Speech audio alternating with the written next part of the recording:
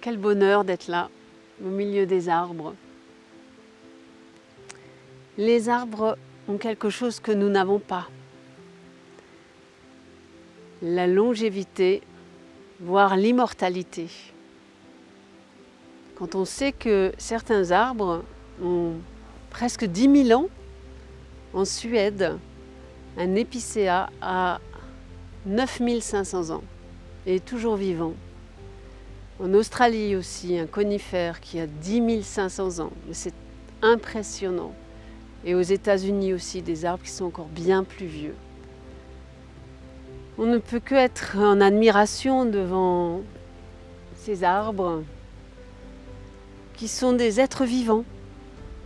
Ce sont des êtres vivants avec lesquels on peut échanger simplement si on ouvre notre cœur. Et là, on a un ressenti. Il nous ramène à l'instant présent. Et en fait, ils nous font prendre conscience que l'on fait un avec ce grand tout. Avec tout ce qui nous entoure, tout ce qui est vivant autour de nous.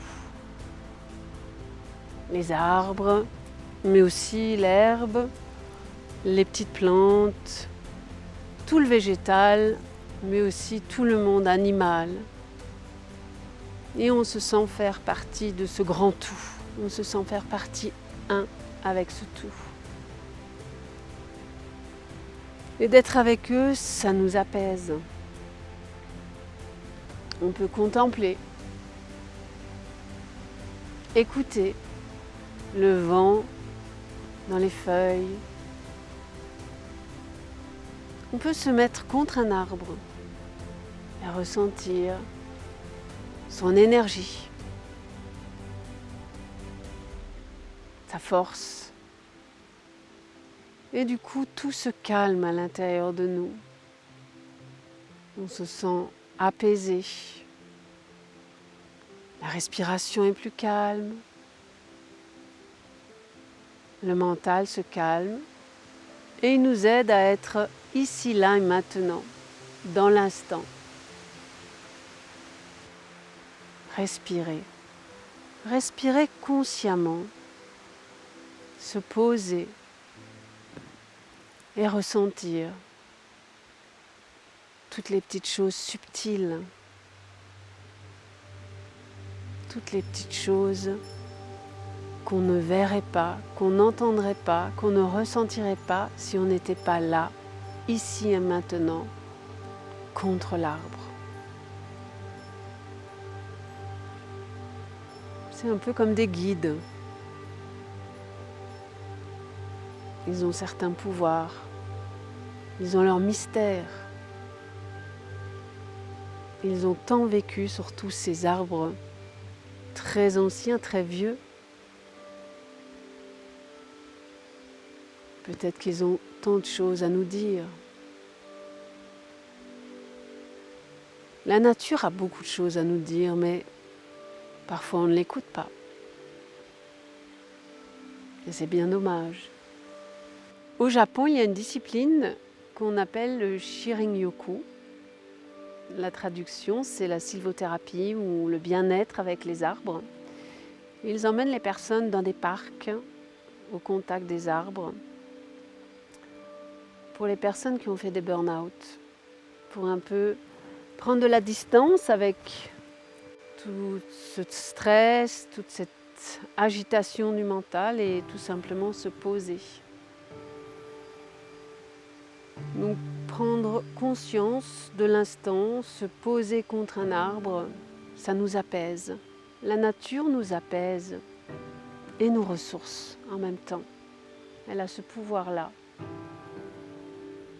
Donc quand on se sent fatigué, stressé,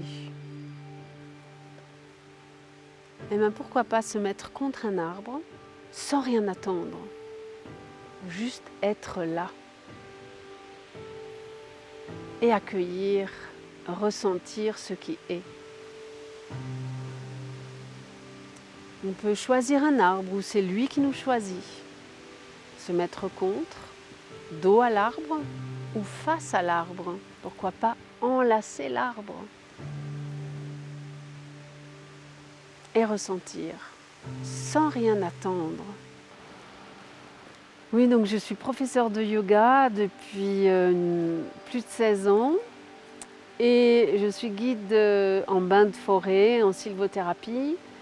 Et j'ai créé un concept, le sylvo-yoga. Donc l'alliance, la synergie entre le yoga et la relation avec les arbres. Donc pratiquer avec l'arbre. L'arbre devient notre partenaire. Voilà, pratiquer, ressentir l'énergie de la terre, l'énergie de l'arbre, être en contact direct avec l'énergie qui nous traverse. Et cet arbre aussi qui nous amène plein de bienfaits lorsque l'on respire toutes ces petites substances volatiles qu'on trouve dans les forêts grâce aux arbres. Et le fait de respirer ça va augmenter nos défenses immunitaires. Donc toute cette pratique dans la forêt, avec l'arbre qui devient partenaire, donc ça booste toutes nos défenses et ça nous donne de l'enthousiasme et ça renforce.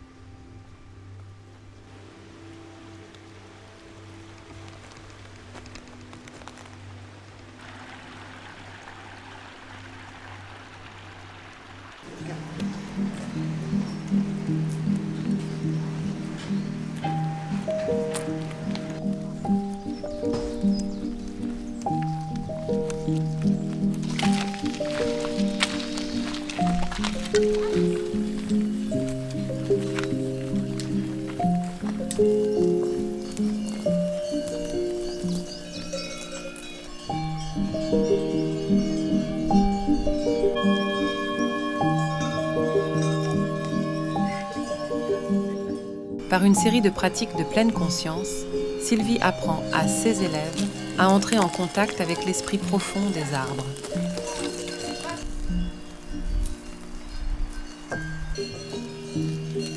Il s'agit d'une vision similaire à celle qu'ont encore certains peuples tribaux qui vivent dans les forêts.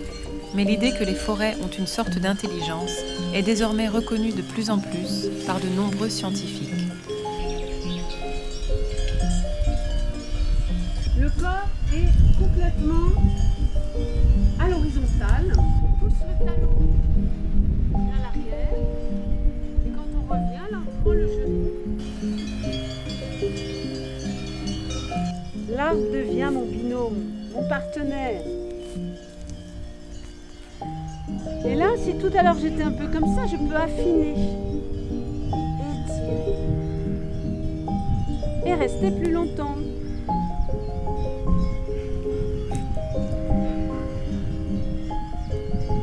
Quand vous revenez, hop, alors vous pouvez rester plus longtemps, un petit pas vers l'avant. Les arbres existaient avant nous et existeront après nous. Et, entre-temps, ils nous protègent.